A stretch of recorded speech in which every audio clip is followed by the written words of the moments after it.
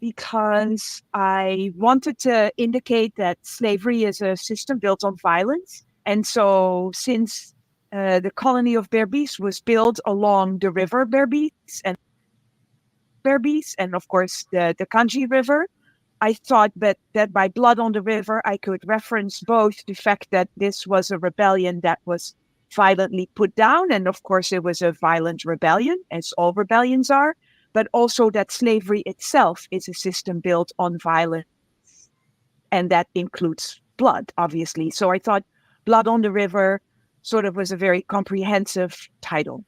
In the book, there are references interchangeably to, was this a slave rebellion or a slave revolution or a slave uprising? Well, I use the words rebellion and uprising through one another, since I think they're pretty similar words, and partly I want to vary my word choice. I think it becomes a revolution when Kofi opens negotiations with the Dutch and is very clear that he wants to start a state of his own, that he is not intending to become a maroon and disappear into the hinterland, but that he's saying to the Dutch governor, let's just divide this colony in two. We'll have our colony, you have yours, you do your thing, we do our thing. I think that is a way of saying, we're not going to be a part of your empire anymore. We want to be independent. And I think that makes it a revolution. In the book, Doc, you said that as a historian of the Atlantic world, I was well aware that most of the major slave rebellions were suppressed in a matter of days or even hours, leaving few traces of their organization or how people shaped their freedom. Yet, in Bobis, to my astonishment, the insurgents took over the entire colony and held off the Dutch for more than a year. How did they pull it off? What were they after? I did resolve to find out whether Bobby's uprising had the same complexity as the American Revolution. Can you talk to us a bit about that? Sure.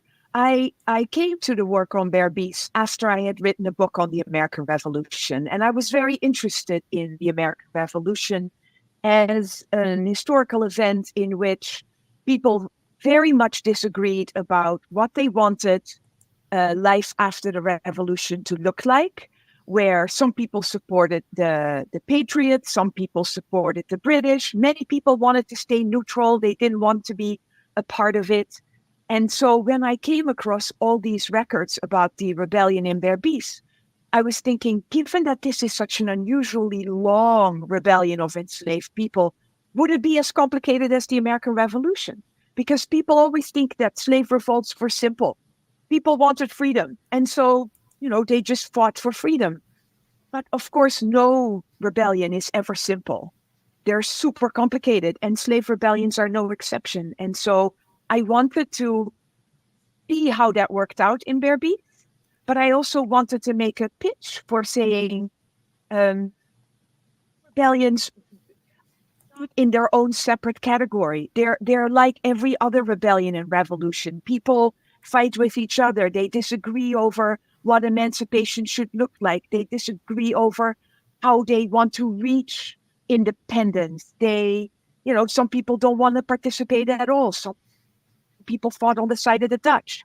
It's the same complicated dynamics that any revolution or rebellion has. And so I didn't want slave rebellions to always be in their own little corner as if they were somehow different, because they're not. Yes, and also you wrote that this work or this revolution in Bobis in 1763, that it almost changed the face of the Americans. What did you mean by that? What I meant is that the self-liberated people in Berbice came so close to succeeding. The slave rebels managed to kick the Dutch pretty much out of the colony. The governor stayed in Berbice with a relatively small group of people. He dug himself in on a big sugar plantation towards the coast, Dageraad. And he was pinned there for the next year and a half. Dutch were really unable to take their colony back for all that time. And the rebels were largely in charge of the colony. Had they had allies, if they had been able to be resupplied with weapons, with medication, with food, they may very well have won. But they had no allies. And what we see in Saint-Domingue, for instance, in the 1790s, where you have this huge rebellion, and that becomes the Haitian Revolution. And Haiti then becomes the first independent Black republic in the Americas. When you're raised by an immigrant mother, you learn what's possible with determination. And the And if Kofi had had help from anybody, he would have won. And Berbice would have been the first Black republic in the Americas. And it would have moved the whole age of revolution up by 30 years. How does this book really gives us an insight that is unique, as different from other works that you have done on the American Revolution, C.L.R. James has done on Black Jacobins, on Haiti. What was it that is so different about this work? I think what makes the Berbice Rebellion so extraordinary, one of the things is that we have amazing records. In Haiti, the rebels win. And so there are no court records. And so in Haiti, we know a lot about leaders in the rebellion, but we don't know that much about the ordinary rank and file. In Berbice, precisely, unfortunately, because the rebels lose and the Dutch do all these interrogations of people afterwards, I have these almost 900 interrogations of people, some of whom are suspected of being leaders, some are bystanders, some are witnesses, and the Dutch question all these people and write down what people say. Not entirely verbatim, but parts of it, I think, are verbatim. And it means that in Berbice, we get a sense of how ordinary enslaved people, not the leaders of the rebellion, but the rank and file, how they experienced the rebellion. And I think that is highly unusual. There's a huge rebellion in Jamaica, for instance, in 1760, Tacky's Revolt, but we have no court records. And so what we know about Tacky comes all from white observers. But in Berbice, we not only have those reports from white observers with all the racist problems that entails, but we also have, at least to some extent, the words of the people themselves. And that allowed me to write a book that looks at a slave rebellion, not from the top down, but from the bottom up.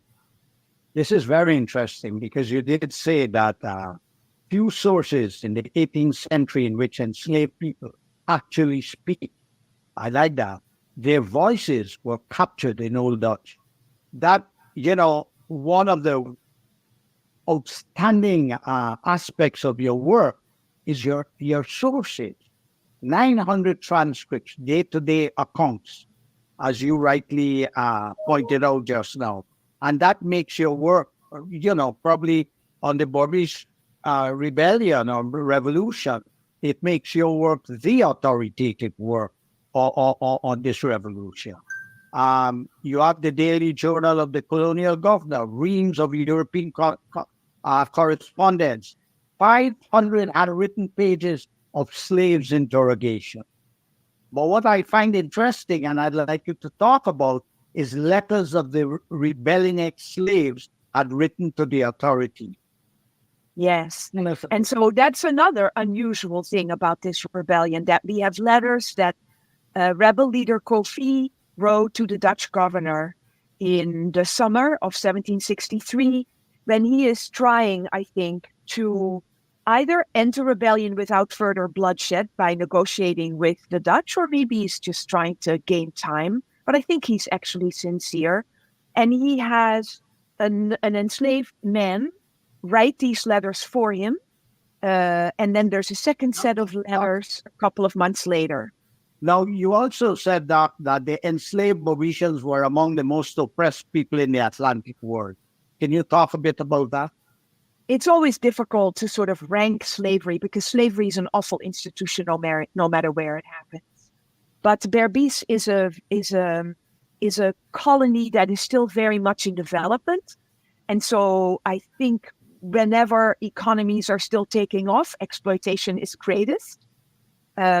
It's a place where there are maybe 4,000 to 5,000 enslaved people on the eve of the revolution, maybe 350 Europeans and another 300 enslaved native people. In Berbice, about a third of the enslaved grow sugar, and the others grow cocoa and cotton and coffee. And it's a society in which the Dutch people who live there are trying to make their money in order to go back to Europe. They're trying to make their money fast. They have a hard time getting the numbers of enslaved captives from Africa that they would like to get.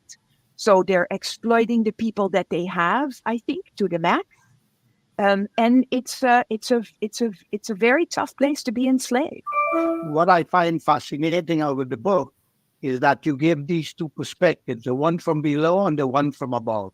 The views of the elite, the vision of the elite, the values of the elite, the aspiration of the elite, and that it was different from those below. So can you elaborate a bit about that? Because in a way, that makes the book relevant to our times. Yes. All over the world. So what I found is that leaders of the rebellion, so Kofi and the men who rebelled with him, were interested, I think, to the extent that we can recreate it, in developing a state in which they would be in charge. Kofi was interested, I think, in keeping the sugar plantations going. Nobody wanted to work on those sugar plantations, so he had to force people to work them. We see something similar in Haiti, of course, in the 1790s, when leaders also want to keep the sugar plantations going because you need to have international trade, you need to get money in, you need to be able to buy guns and medicine and things to defend yourself with. But people don't want to work in those fields. So in Haiti, too, we see that people are forced to stay on plantations and work.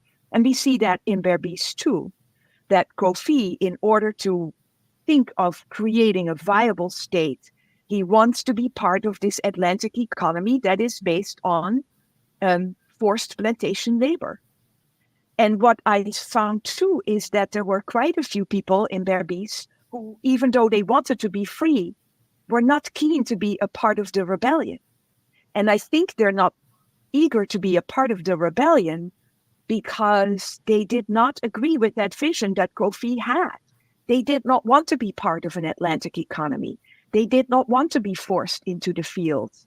They wanted to be independent, small peasant farmers who grew their own food on their own plots of land with the help of their own families.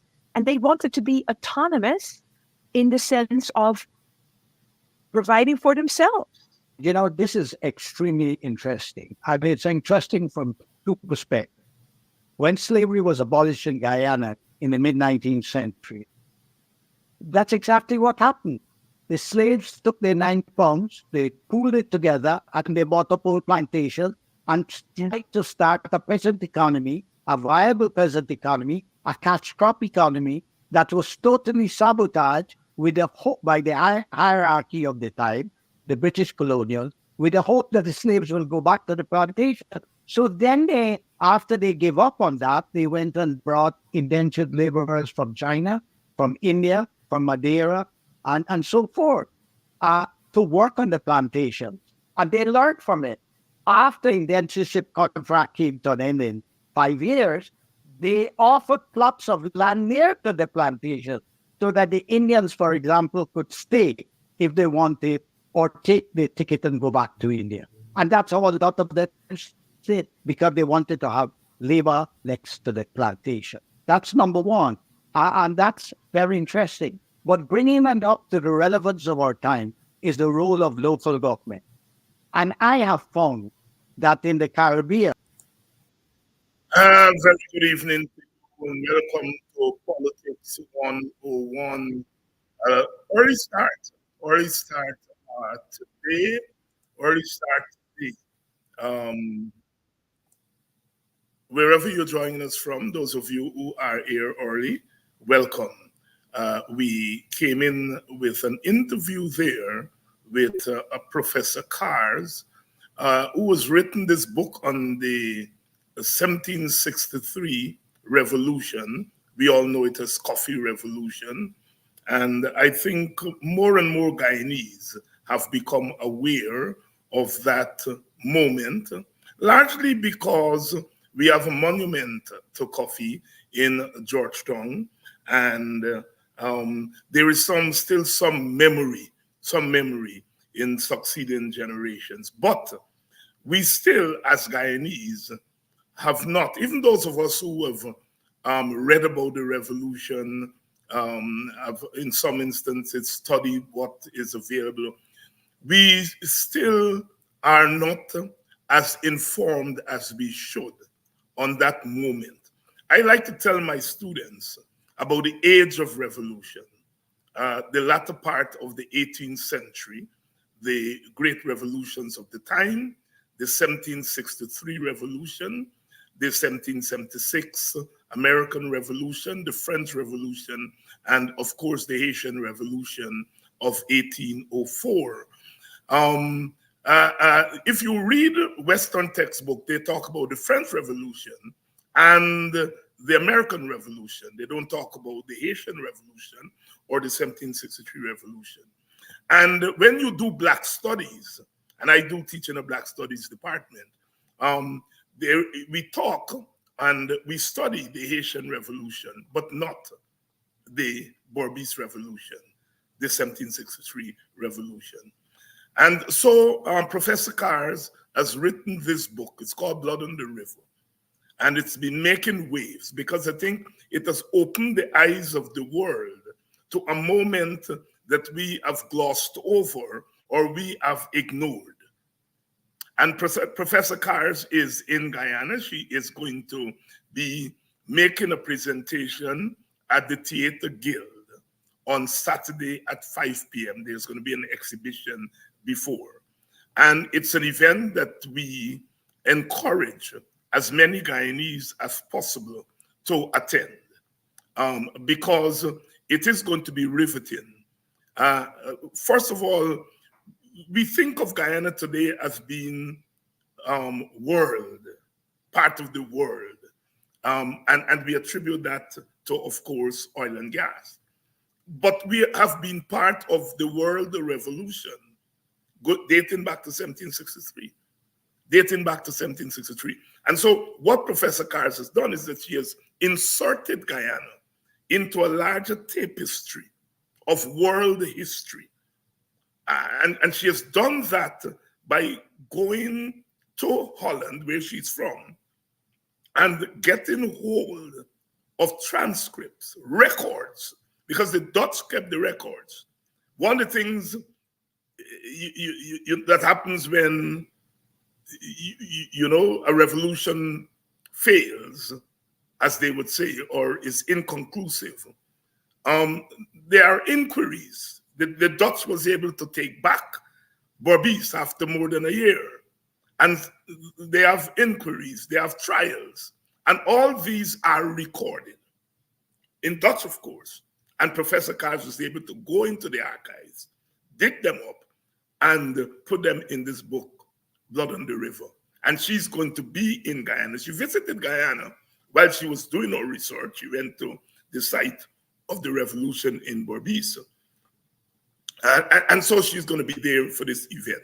Tonight we want to talk a little bit about that revolution. My guests are Brother Chief Eric Phillips, who is usually here, and the CEO of ITPADG. And I think ITPADG is hosting Professor Cars. And we are going to talk a little bit about the 1763 revolution as an intro, if you will, to Professor Cars' appearance this weekend. So please share the link, and share the live, as some of you would say, and we will start our discussion now. Good evening,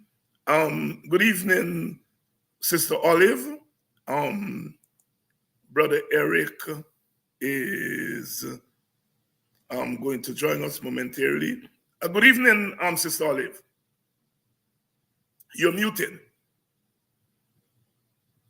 Sorry, thank you. Good evening, and thank you for inviting me on. Good evening to your audience as well. And your organization, IPADG, is sponsoring this visit to Guyana by Professor Cars. Is that true? That is correct. We are, this visit, she's a guest of Ipadagy, and we're grateful to Hughes, Fields, and Stobie for making this possible because, as you know, David, Ipadagy does not have those kinds of resources. But so we are grateful to Hughes, Fields, and Stobie for helping us to bring her here. And we are looking forward to her engagement on Saturday in this event. As you pointed out, the 1763 revolution was the first in a series of revolutions that changed the shape of world history. And we were not taught of it. We never were taught that. We were taught about this event as a one-off, failed revolution. In fact, we were taught it was a rebellion, as though these people were outcasts. And these were freedom fighters in today's terms. And had they been in North America, had it been North America, the narrative would have been more empowering and more positive. But here are a group of enslaved persons who fight for their freedom, who successfully hold a republic that they declare for a year.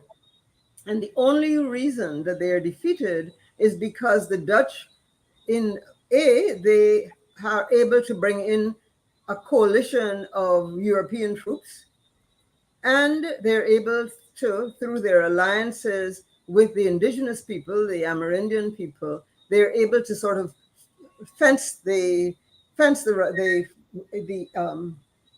those who are fighting for freedom, the freedom fighters, they're able to corral them into a space because they couldn't go farther away, farther into the interior, because the Amerindians were creating kind of a wall enclosing them. They were starved of munitions and limited food, and as a result, they were defeated. But the point that we have to take away from this is that they fought for their freedom.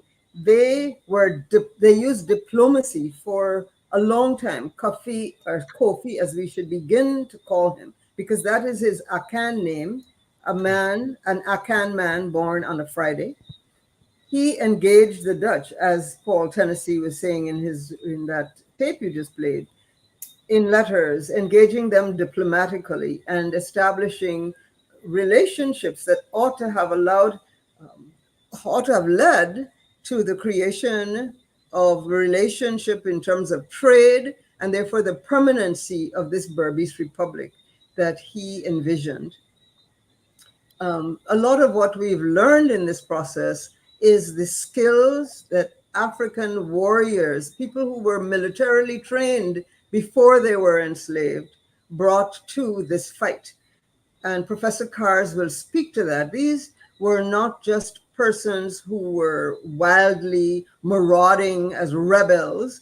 These were people with military training who created military structures and governance in the space that they controlled. And so we're looking forward on Saturday to an enlightening discussion, a presentation, and then opportunity for questions and answers, as well as an empowering event, because we must walk away from this erasing the notion that our ancestors were simply unskilled, unschooled, and incapable of maintaining their freedom.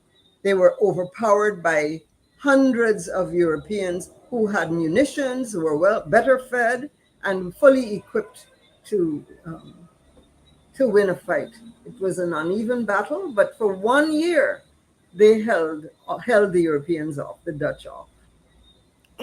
Brother Eric, let me bring you in because when you think, first of all, C.L.R. James brought the Haitian Revolution.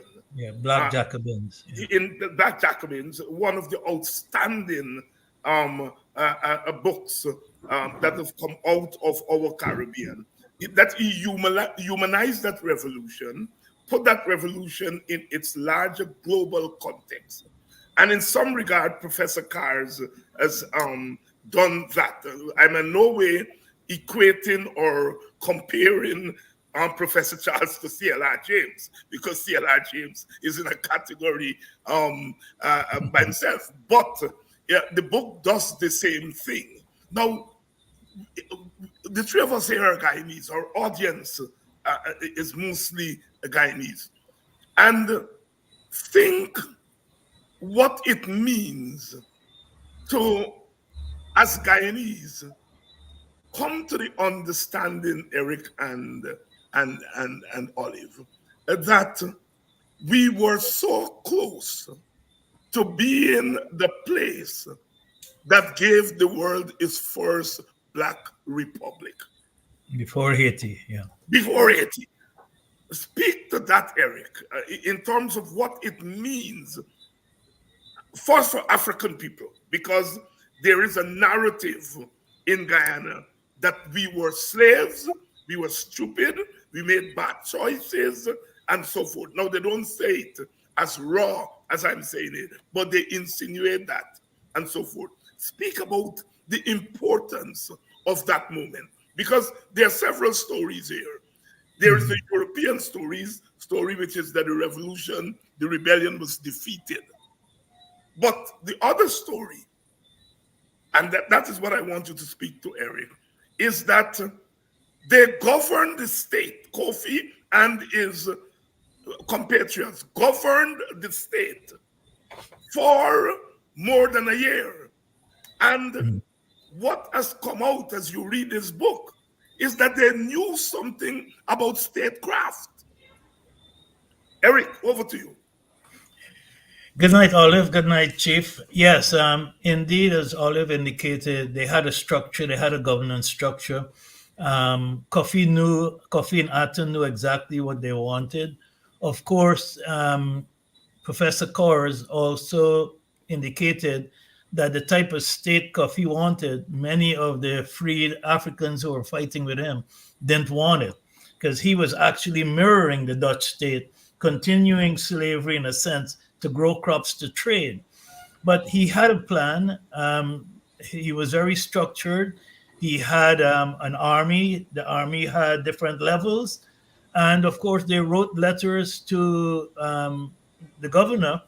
The first was in Dutch, because they had also had some white Dutchmen who had abandoned the army of the Dutch and joined Kofi.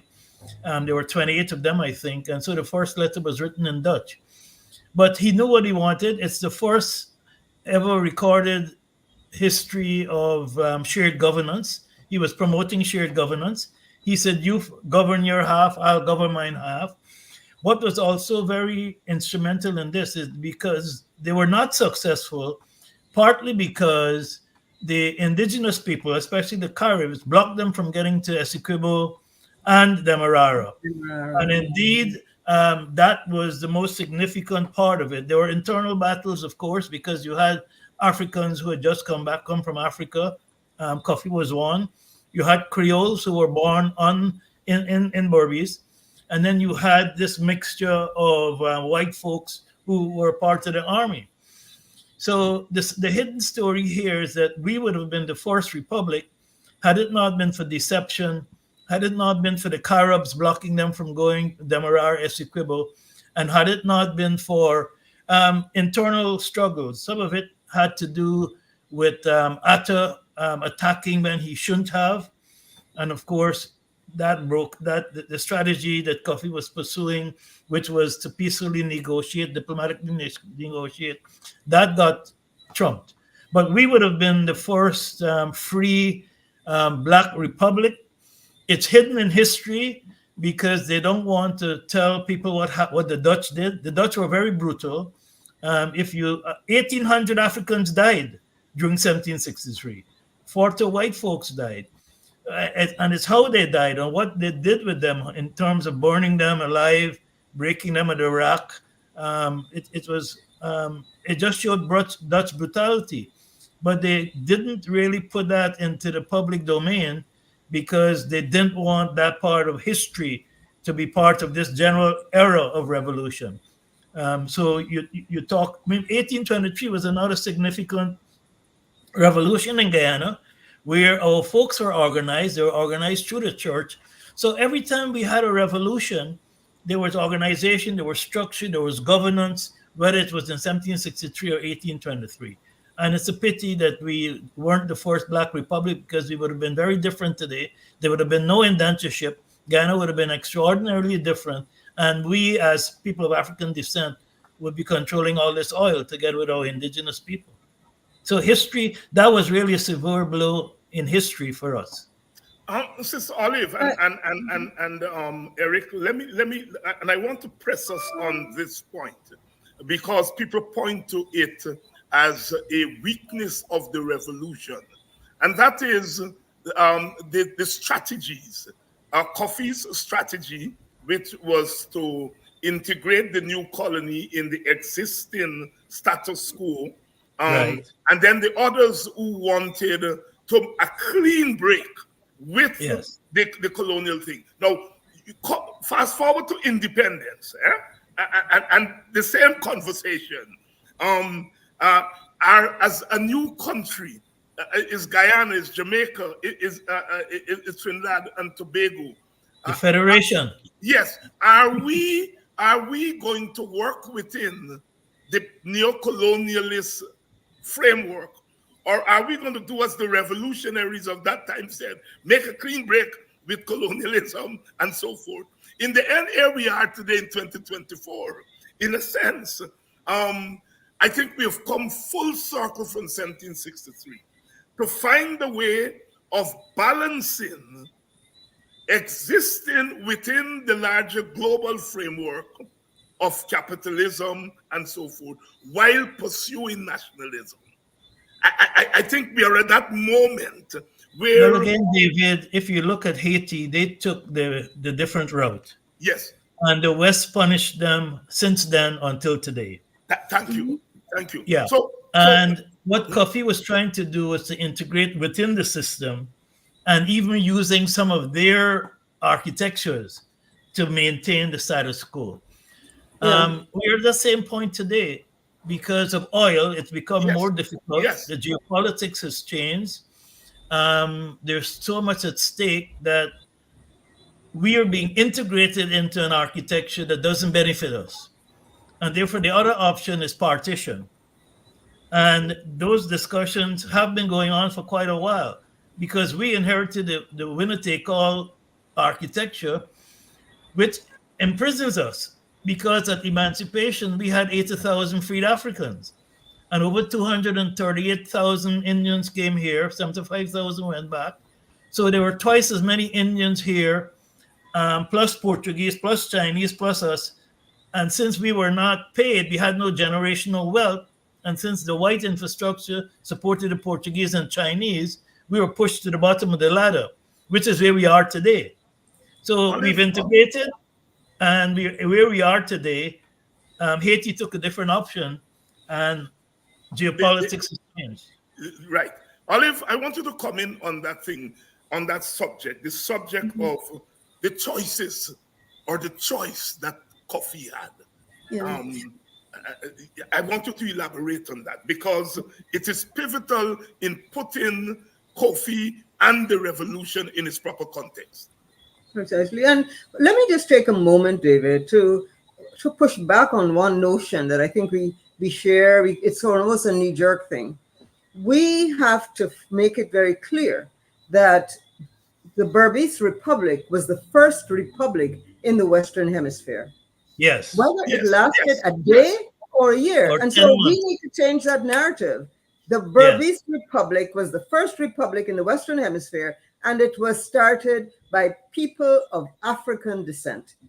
Yes. The European narrative is what we have been holding on to. And I think we need to change that because it changes the way we see ourselves in the world and what we have accomplished.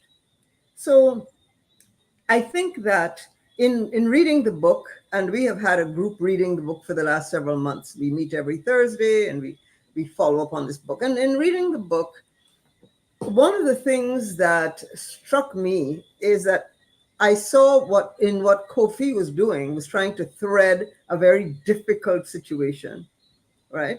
He could not envision, and I don't think that Atta or Akara could either figure out a way in which this new republic could coexist or exist without having to use the Berbice River as a way to trade. That would take them past New Amsterdam, past the forts. They could not do that without some kind of an agreement, a negotiated peace, and an understanding with the Dutch. They also knew that their entree to international markets would have to be through these established routes and through the shipping, that the structure, the architecture was there. You know, it is not unlike where we were, as you pointed out, at independence and where we are now. One cannot exist apart from the international infrastructure that unfortunately was not established to benefit people like us, right? It still doesn't, right? And so I think Kofi was smart. I think he made the right decisions. And I also want to point this out now because I wouldn't like the show to end without saying that in all of that we ever learned of the revolution and Kofi's end, we learned that he committed suicide. And Professor Kars is very clear about the fact that he committed an honorable suicide because coming out of his tradition, if you have lost the loyalty and the support of your followers, the honorable thing to do is to take yourself out of it so that you can avoid any total disruption and destruction. So in that way, he was being an honorable military leader. Yes. Very powerful point. Very, very powerful point. You know, C.L.R. James, we go back to Black Jacobins, because there are some Black scholars today who says C.L.R. James was being romantic. He constructed a romantic picture of the Asian Revolution. But by God, yes, he did. And yes, he must do. And that is what I think that lady, that professor, has opened up for us to do. And that is to humanize our contribution to the first Black Republic in the war, in the Western Hemisphere. And in many regards, if we anchor ourselves as African people to that history, our concept of who we are would undergo tremendous change. That is, nobody tells your story. The victor tells the story from the perspective of the victor, the Dutch. And therefore, we have to tell the story from our perspective.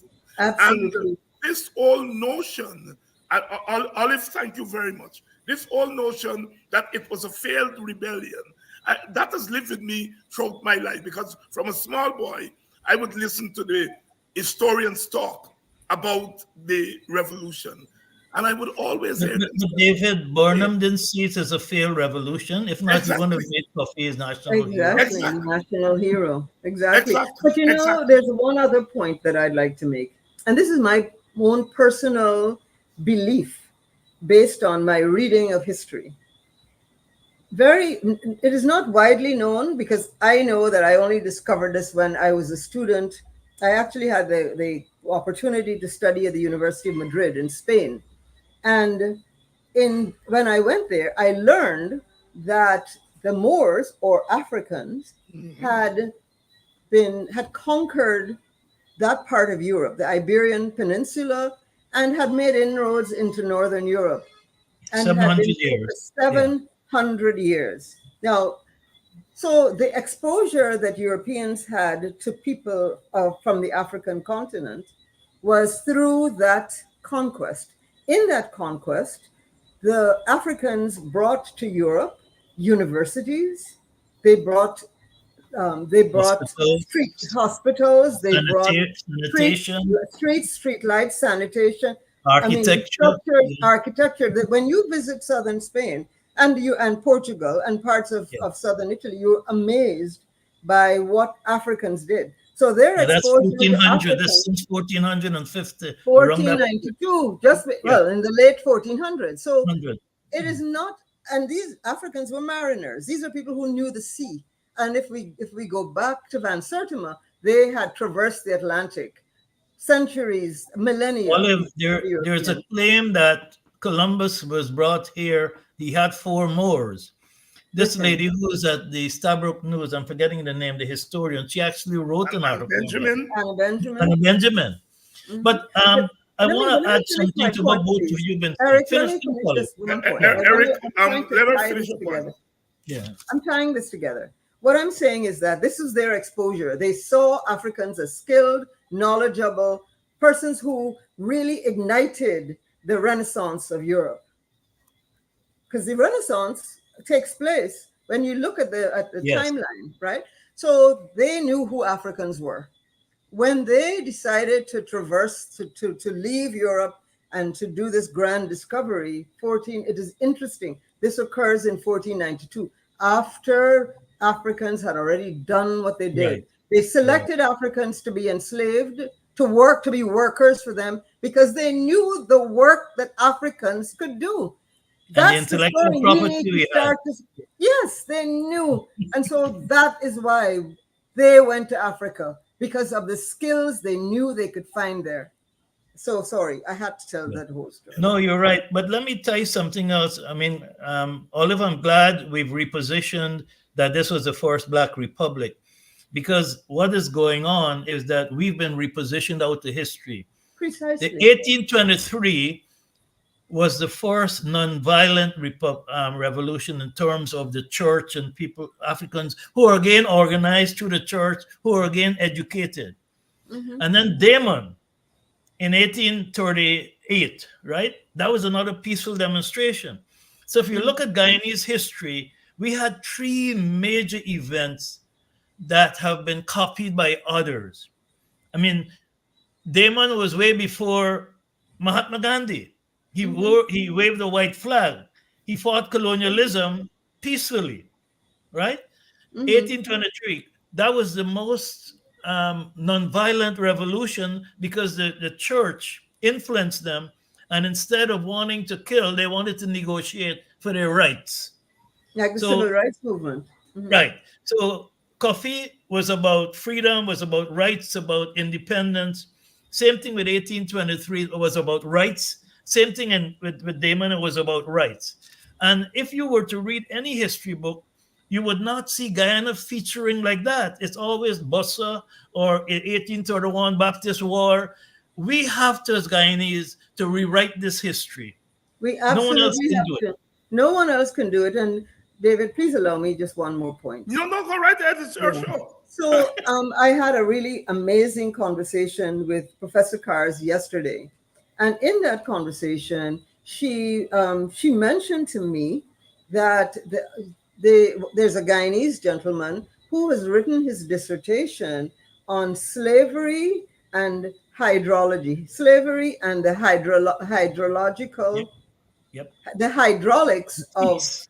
of development. Sugar states, Meaning, yeah. and right. So he has an entire 398-page dissertation that is looking at the work that Africans did to create the plantations, all of the dikes, dams, canals, Yes. etc. And Eric, to your work and reparations, he makes the point that it is quite unfair. It's unjust. It is a miscarriage of justice to see enslavement in this environment and equate it to the enslavement of people in the Caribbean islands.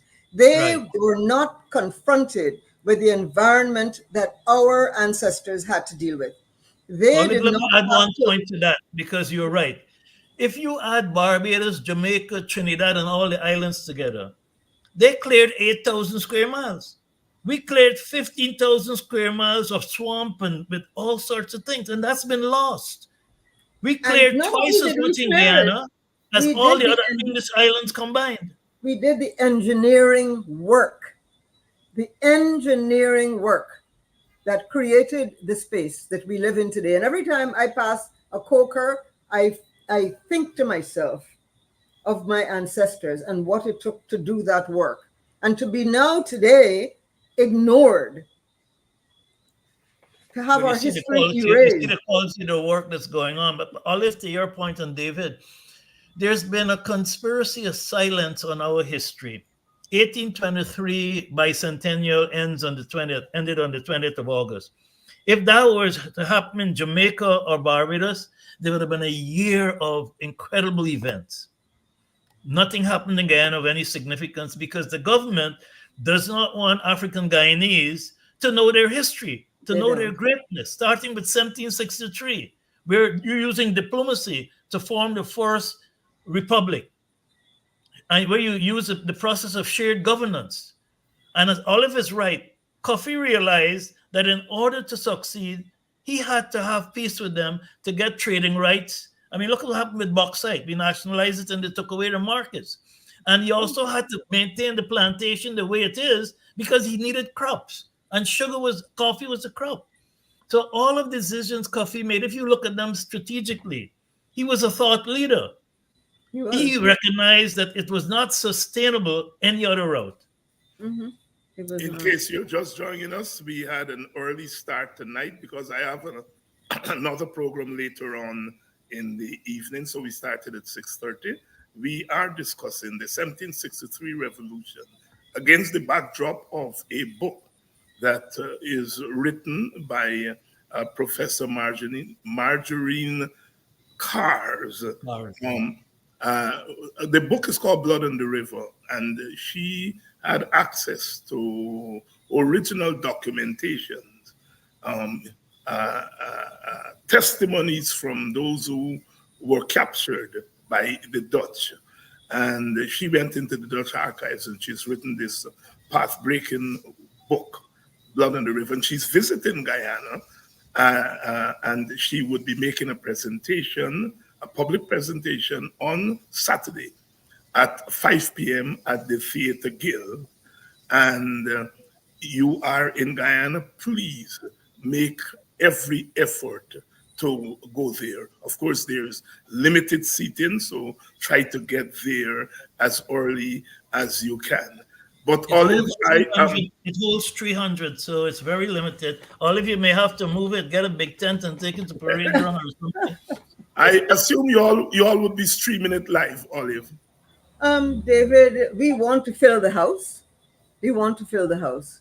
Okay. If the house is full, then we will try to make that available. But right now, we want to fill the house because we know that our history is important. We know that from the colonial era, the British twisted our history to their benefit. And it's time that we take control and we demand that our history be taught.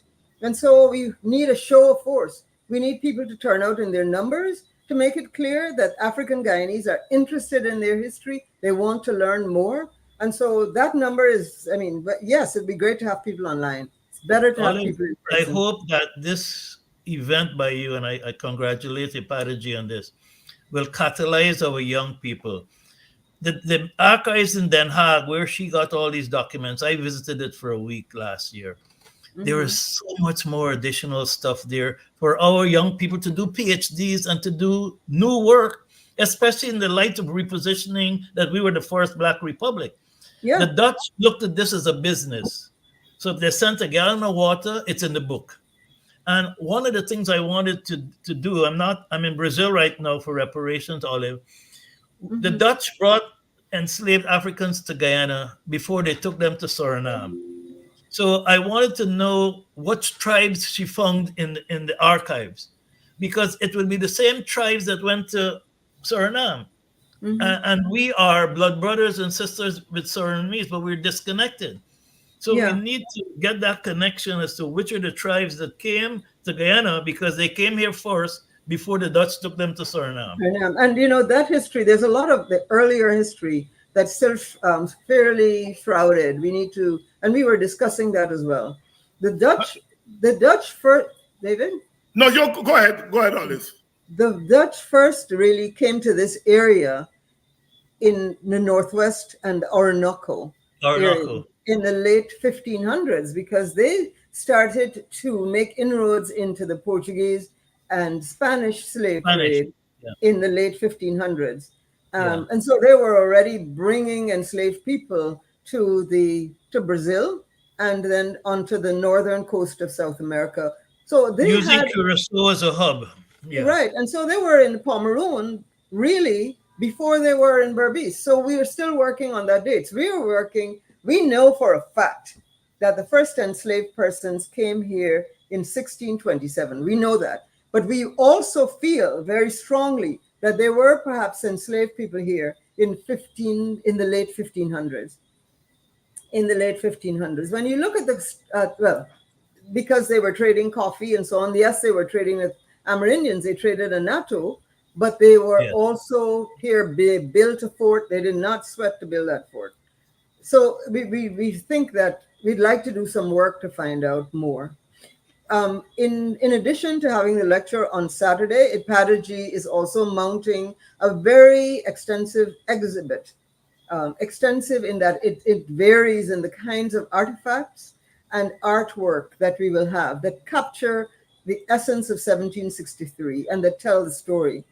As David mentioned, Professor Cars went to the archives and drew on original documents. Among them was over 900, the record of over 900 interrogations that the Dutch did. They interrogated people who were recaptured, and we have their names, we have what they were asked, we have what they responded to. Ipadaji has that. And so we're using that as part of our exhibit, and people who come will get a name of someone who was enslaved. A name. I mean, I thirst for hearing my ancestors' names.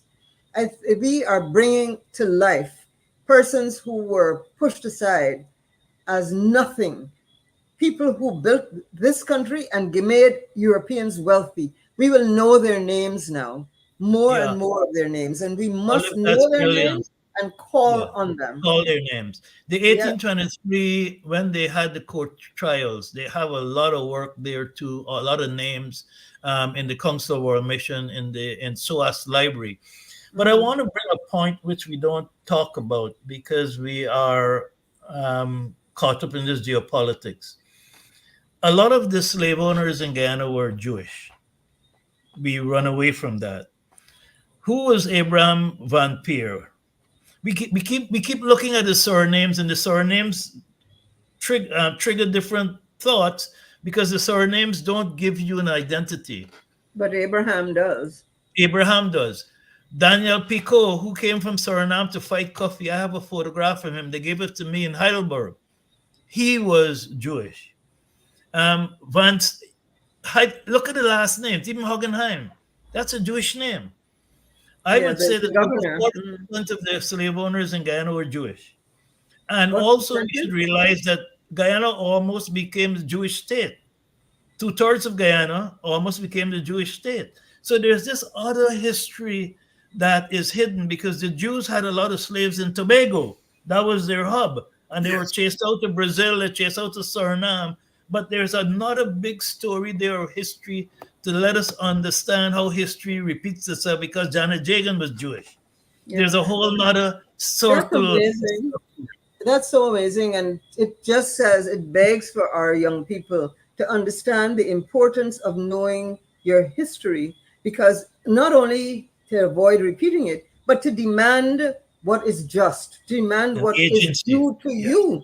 You know, the fact that our ancestors built this country is still, we have the receipts, as they say nowadays. We know we need to ensure we get all of those receipts and demand the reparations for what was done, because people are coming here all the time and getting wealthy on the foundation that we built.